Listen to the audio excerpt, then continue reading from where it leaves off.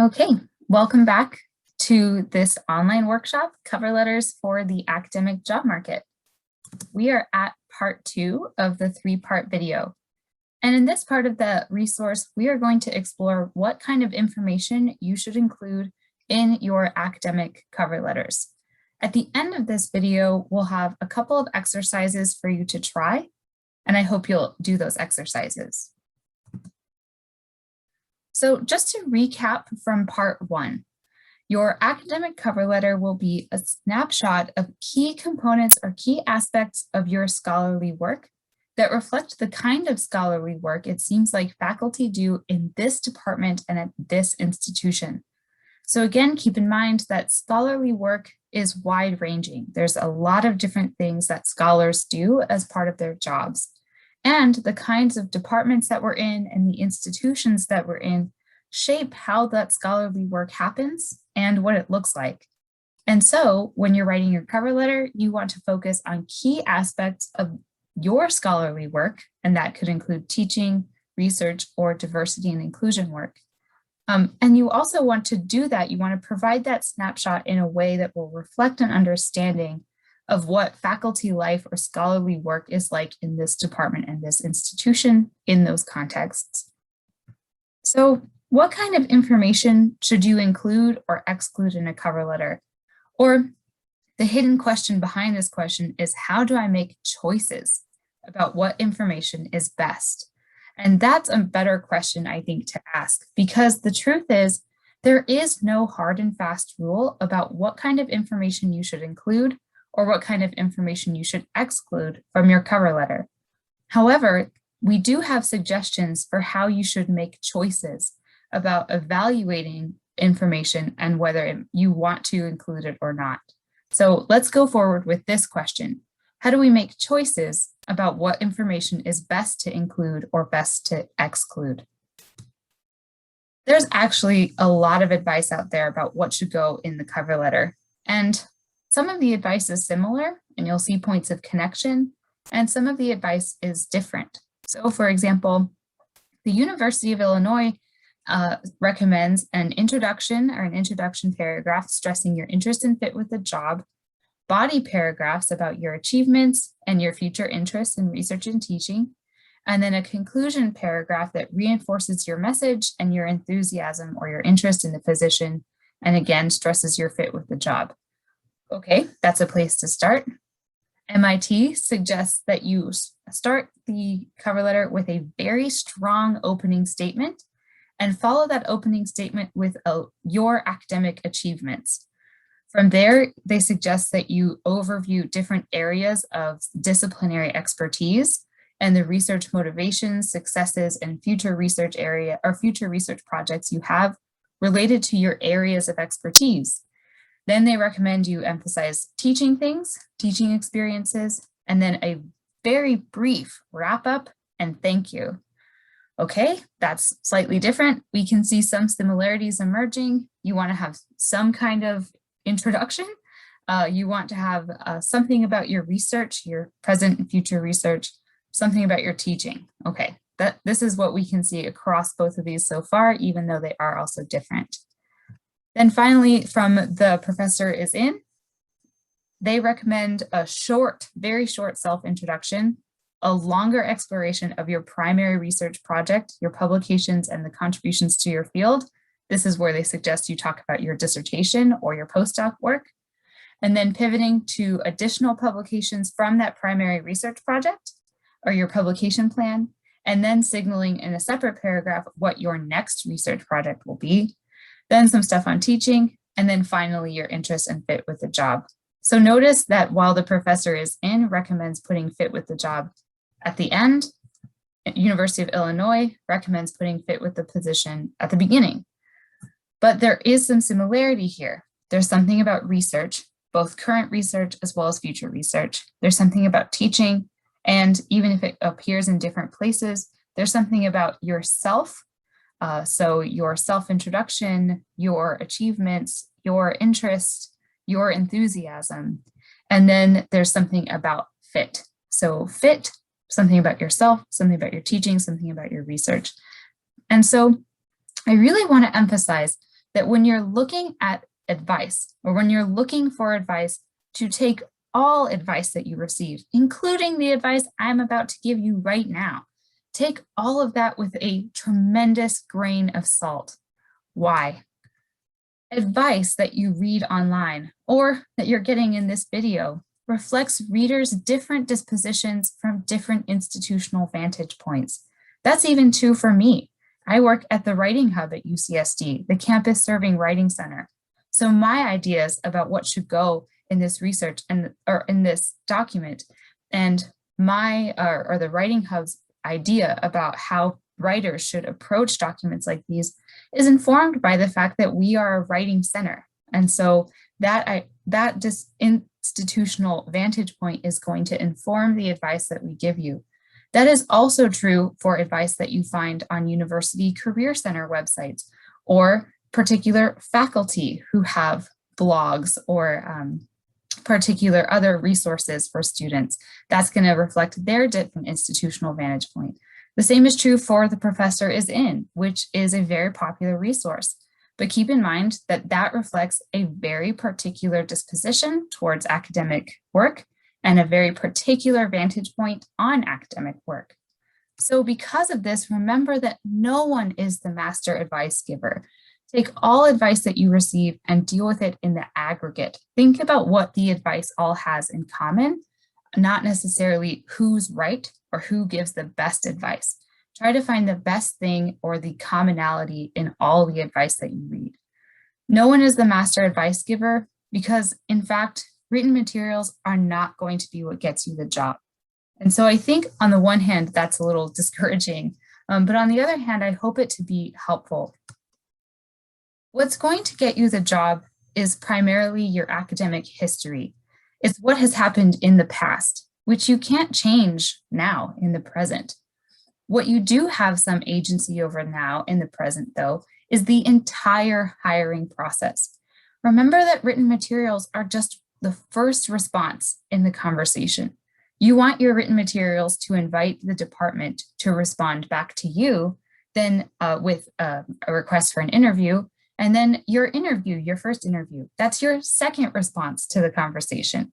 You want your first interview to invite your audience, the hiring committee, to respond back to you again with the next step in the process, which is the campus visit or the talk or another interview.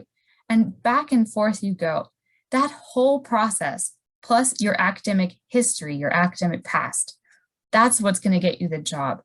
You don't need to worry about gaming the cover letter or getting it exactly right. Just like you don't need to worry about gaming the teaching statement or the research statement or getting it exactly right, because all your teaching statement, research statement, cover letters need to do is invite the next step in the process. That's it. And ultimately, a lot of that process is informed by what has already happened with your academic history. And so keep in mind from all of this that there are many ways to write these documents well. And so if you find a template or if you find a piece of advice online that says your cover letter must absolutely, without a doubt, do this, this, this, and this, please take that with a grain of salt. There are many, many ways to write an excellent cover letter that your readers find engaging and dynamic and interesting. There are lots of ways to do that. No one person has the best way to do it. And the most important consideration when you're thinking about information that you should include and information you should exclude is to connect with your audience so that they will want to keep the conversation going. So I mentioned earlier that the better way to ask this question is, how can I make choices about what to include and what to exclude when I'm writing my cover letter? And this is your answer. Make choices on the basis of connecting with your audience in this institutional context. So make choices that are primarily rooted in empathy toward your reader and what it seems like they're looking for in an ideal colleague. And I say that not so that you can be performative, perform yourself as the quote unquote ideal colleague. No, what I mean by that is just try to imagine what it's like to work alongside them. Imagine what it's like to be a colleague for these folks in this department. and try to make choices about what authentic information to include about yourself, with an understanding that you're trying to make a connection with these other real human being people. So the most important consideration for determining what should go on your cover letter is connecting to your audience so that your readers will want to keep the conversation going. They will invite you to the next step of the process. And how do you do that? How do you connect with your audience? Well, let's first just pause and consider your readers' day-to-day life. They wear different hats in their institution. They have a lot of different kinds of work to do, just like you. They have a balance of different responsibilities, and that balance will depend on the institutional context that they're working in. Someone working at a community college, for example, has a very different balance of scholarly responsibilities versus someone working at a mid-sized public university.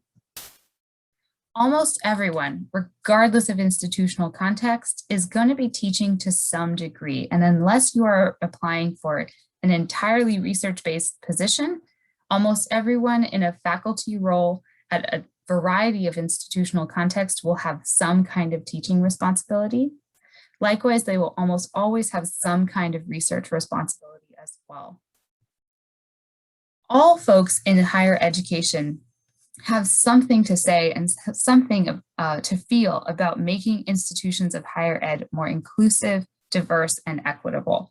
And so everybody that you are writing your documents to have some recognition of the need for that kind of, those kinds of interventions and those kinds of actions. And ultimately, every person that you're writing to wants to make their department or their campus more impactful. They want the students who go through the programs in the university or in their department to come away having learned a tremendous amount and having feel a tremendous value for their educational experience. They want the research that is done under the name of the department to have impact on the field and the course of thinking and knowledge in the discipline. All faculty want their departments and their campus to have impact in the places where they should. And so your cover letter will invoke all of these, because remember, these are all aspects of scholarly work. You don't necessarily have to invoke all of these in a formulaic fashion. One paragraph on teaching, one paragraph on research, one paragraph on diversity, equity, and inclusion, and one paragraph on how you'll make how you'll have an impact on the campus. Although, if that's the approach that you want to take, that's fine, as long as each paragraph is doing what you think it should to connect with your reader on their level and in their language. But how much and in what order you bring up all of these different facets of scholarly work is ultimately up to you and what you think will be most relevant for your reader and this position. And so if you're not sure, and if you're feeling kind of stuck in uncertainty, this is where readers can be really helpful. Show them the job ad, show them the job call. Talk with them about the institution. Do your homework on the institution and do some research on it. That's one of the exercises that will come at the end of this video. And and if you can make that research collaborative with a peer reader or another reader that you trust, then your reader can have that shared context with you. They can understand the institutional context that you're aiming for. And then in your feedback conversations, you can talk about that. You can talk about whether what you've included and the degree to which you've included it is sufficient for connecting to what you perceive about this audience. And so here's a diagram to help you think about what you're ultimately trying to do. Ultimately, you're trying to connect the dots between you and your scholarly experiences and this department and this institution. So remember that the institution means that the mission, the history, the values, or the theory of education and different emphases that drive this campus. So different institutions will have different theories and values that undergird their work. And they have different missions and they have different senses of themselves and their purpose in the world. So, and that university mission influences how work is done in individual departments. And you can think of UC San Diego as an example. UCSD has very particular goals It has a very particular campus culture, and it has a very particular sense of itself in the education ecosystem. And that infuses into academic departments. And then thinking about the particular department that you're applying for, start looking for its history. Are there current foci or focuses that faculty in that department have? Do you see opportunities for having future impact, whether it's impact educationally with students and their programs, or an impact in terms of your research and the knowledge production that happens in this department?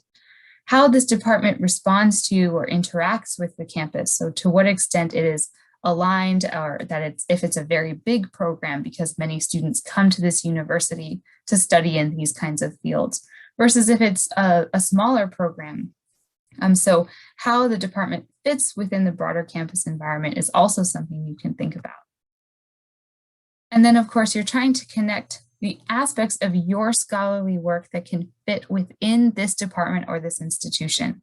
So based on what you learn about the institution and based on what you learn about the department, that helps you curate those aspects more intentionally. And it also helps you make the connection more explicit to show you've done your homework and you're ready to be their colleague. And finally, you want to think about your scholarly or intellectual motivations and the goals that you have as a scholar that will align with the department or the campus. So just like you want to think about the institution and the department and select aspects of your scholarly experiences that will align with those things, you can also think about yourself, your approach to the work that you do, your approach to teaching, your approach to this discipline, your motivations for this discipline, and you can see if you can align those more personal ideas with the institution as well. So this is a way to start helping you think about the connections between yourself and the work that you do and the department and institution that you're applying for. And then in your cover letter, what you try to do is to draw out points of connection between yourself and this unique opportunity presented at this department and this institution. So what you will choose to emphasize as the connection and how much time or space you spend emphasizing that connection is up to you. And you should do that based on, again, the idea of what's going to be most impactful for connecting with my audience so that they want to invite me to respond in this conversation. And I call this whole idea practicing organizational empathy. So you might be familiar with the concept of empathy, where you try to put yourself in another person's shoes, or you try to understand what another person is experiencing. So that way your choices and your actions and the way you conduct yourself can be informed by that idea. It's the same idea, but it's just at an organizational level rather than an individual level. So when you're looking at different jobs or different opportunities and you're putting together these materials, including the cover letter, try to activate your organizational empathy lens. So try to activate the same idea of trying to empathize and understand with another person, but instead of a person, you're trying to understand and empathize with the context of this university and this department within that university. So at this point, I'll talk through the exercises that you'll find at the end of this video and help you sort of think about how to approach those exercises. So in the first exercise, there's a sample of example cover letters that were put together by a different institution. And again, I want you to remember when you're reading the example letters that there are many, many ways to write cover letters well. There is not one formula or one way to do it well. So don't be surprised that all of these different sample letters are different. So when you're reading through the example letters, just ask yourself, what do these things have in common? What are the commonalities that I can see? But also, how do they contrast? How are they different? Try to look for ways that the writer of the cover letter is attempting to invite a response in the conversation. As a reader, try to put yourself in the shoes of the committee who is reading this and try to think about, where do I see an opportunity for me, the reader, to respond? Or where do I see the writer trying to create that opportunity?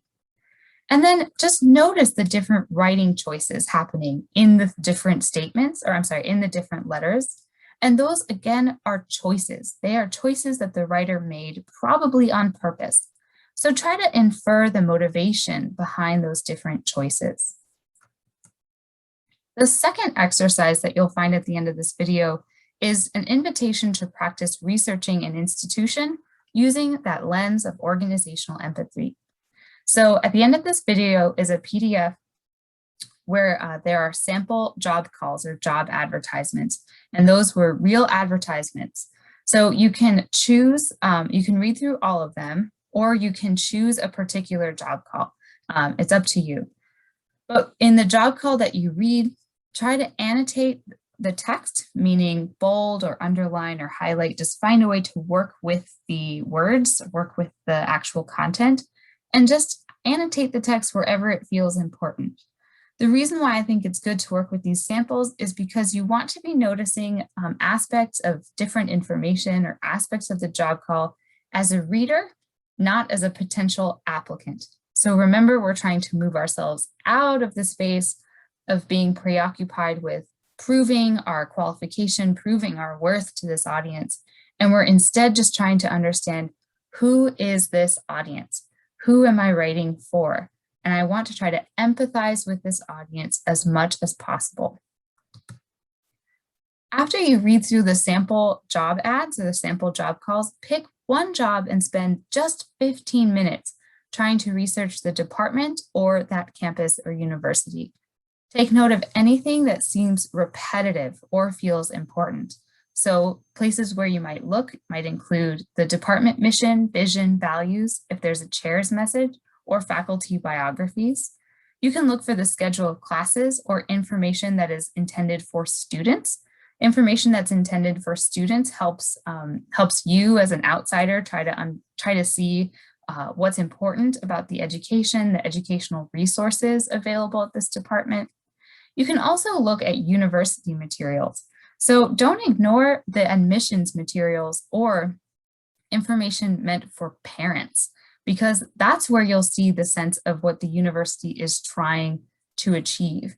And so you'll see the story the institution is telling people about itself, or telling itself about itself, through admissions materials or things meant to attract prospective students. You can also look for anything from the president or provost of the university to get a sense of the overall vision and values of the campus. So in this exercise, you'll spend 15 minutes researching one of the jobs that you see in the sample job call. And here are some questions that you might ask. And you can come back to this section of the video to pause here, and you can see these questions again. So you might ask about major research themes, what students can expect from their classes or programs, how the university sells itself to students, parents, or funders, and anything else that seems relevant. And then after you've looked through these university materials and asked yourself these kinds of questions, go back and reread the job call.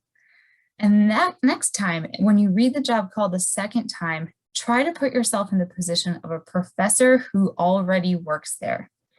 Not as a future applicant, and not even necessarily as an outsider.